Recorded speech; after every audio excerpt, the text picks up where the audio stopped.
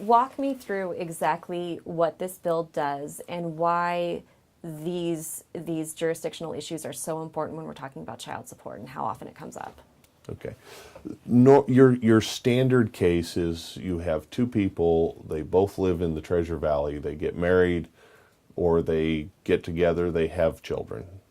They separate, you have a child support case. Both of them live here, you're dealing with Idaho courts, no problems.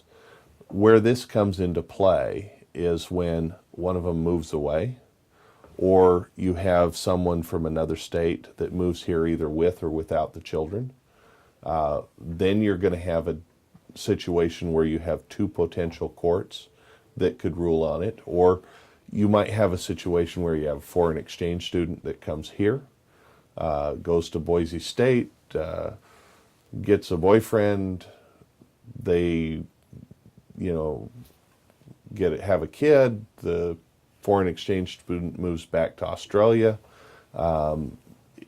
Who does the child support in that case? Because you've now got a child and a mother in Australia, you have a father in Idaho. Well, what this bill does is it says that Idaho would have jurisdiction in that case. Now, if you had the opposite were true, somebody from Idaho went to Australia, has a kid there, comes back, kid is in Australia or the kid is here, either one with one of the parents, the other parent is in Australia, then who's got jurisdiction? That's what this bill addresses. In that case, you've got the contacts are all with Australia.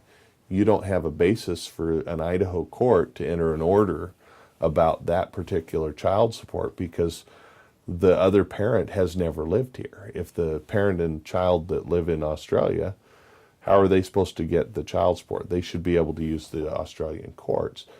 But it makes it so that the same principles of jurisdiction, of exercising jurisdiction over a person apply, whether you have an Australian court or an Idaho court. You have to have due process. You have to have these standards, and it essentially imposes our constitutional standards on the foreign country.